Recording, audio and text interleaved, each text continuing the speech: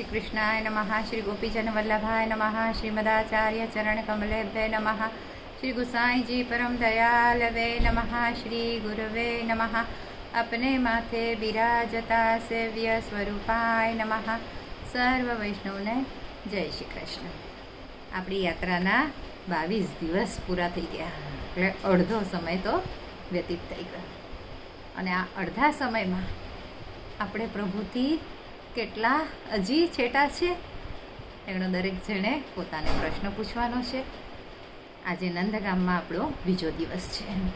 વહેલી સવારે બધા યાત્રાળુઓ જાગી ગયા, પોતાનું નિત્યકર્મ બધાએ પૂરું કર્યું અને બસ ધૂન કરતાં કરતાં આગળના પ્રવાસ માટે નીકળી પડ્યા.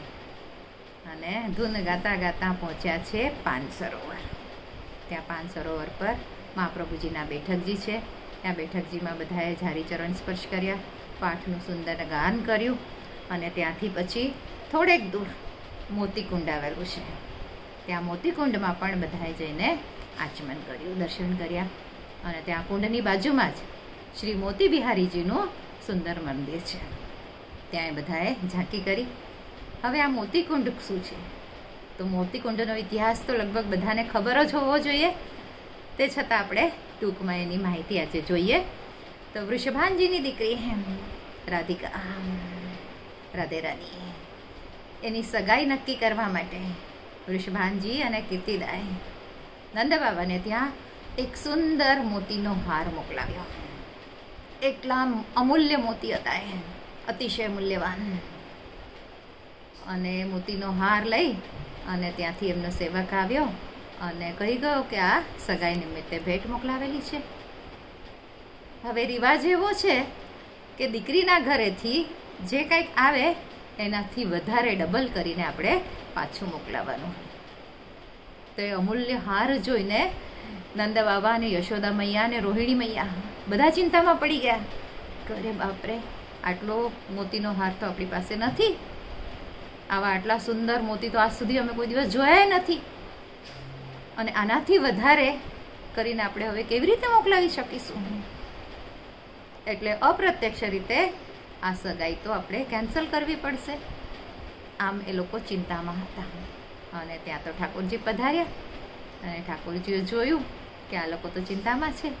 તો ઠાકોરજીએ શું કર્યું? એ હાર લીધો અને પોતે બહાર નીકળી પડ્યા. અને ત્યાં નંદબાબાનું જે મહેલ છે એની પાછળની સાઈડ ત્યાં જ ગયા અને ત્યાં એમણે એ હારના બધા મોતી છૂટા કર્યા અને જમીનમાં બધા એક એક એક એક મોતી વાવી દીધા. હવે બધા વિચાર કરે છે કે અરે હાર આપણે પાછો મોકલાવી દઈએ, કારણ આપણે એનાથી ડબલ એવું તો કંઈ મોકલાવી શકવાના નથી. આવા સુંદર મોતી તો આપણી પાસે તો છે જ નહીં. હાર ક્યાં ગયો, હાર ક્યાં ગયો, બધા ગોતવા લાગ્યા. ત્યારે ઠાકોરજીએ કહ્યું કે ચલો તમે ચિંતા નહીં કરો, હું તમને બતાવું. ચલો ત્યાં શું છે. અને જે બધા મોતી વાવી દીધેલા હતા એમાંથી નાના નાના છોડ એકદમ નીકળી આવ્યા અને બધા છોડની ઉપર સુંદર મોતીના ઝુમકા ને ઝમકા લટકતા હતા. અને કહ્યું મૈયા, હવે આમાંથી હાર બનાવો અને આ મોતી રાધાજીને ત્યાં, વૃષભાનજીને ત્યાં મોકલાવી દો.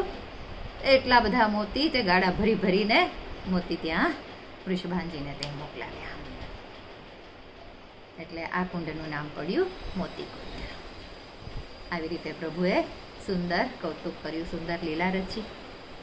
અને પ્રભુ પણ શું કરતા? પછી આ સ્થાન પરથી આ મોતી વીણી લેતા અને એની માળાઓ બનાવતા અને પછી ગાયોને, વ્રજભક્તોને બધાને એ માળાઓ પહેરાવતા, અંગીકાર કરાવતા. એટલે આ કુંડનું નામ મોતીકુંડ પડ્યું. આજે પણ ત્યાં જે બધા વૃક્ષ હોય છે તો તે આ વૃક્ષના પાન પર આ મોતી જેવા દાણા દાણા દાણા જોવામાં મળે છે.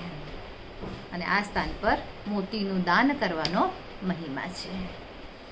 બધાએ ત્યાં ઠાકોરજીના બેઠકજી પણ છે કુંડ ઉપર, બધા ત્યાં સુંદર દર્શન કર્યા, થોડો સમય વિશ્રામ કર્યો અને આ બધો ઇતિહાસ સાંભળ્યો બધાએ.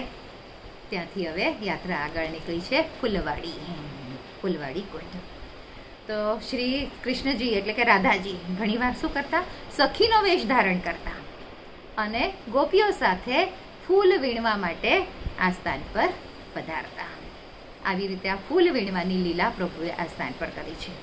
અને ત્યાં ઠાકોરજીના બેઠકજી પણ છે. અને ઠાકોરજી પાછા ફૂલ વીણીને એની સુંદર માળા ગૂંથતા અને એ માળા શ્રી રાધાજીને પહેરાવતા, એમના કેશમાં સુંદર એનું આરોપણ કરતા.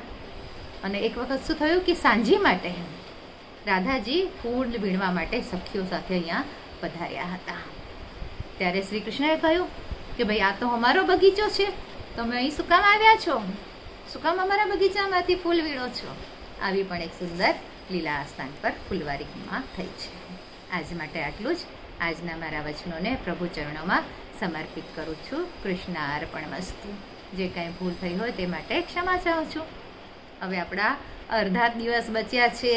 ખૂબ ખૂબ આનંદ માણી લો, લૂંટી લો, ભેગો કરી લો અને એ બધો આનંદ લઈને આપણે અહીંથી પાછા જવાનું છે. જય શ્રી કૃષ્ણ.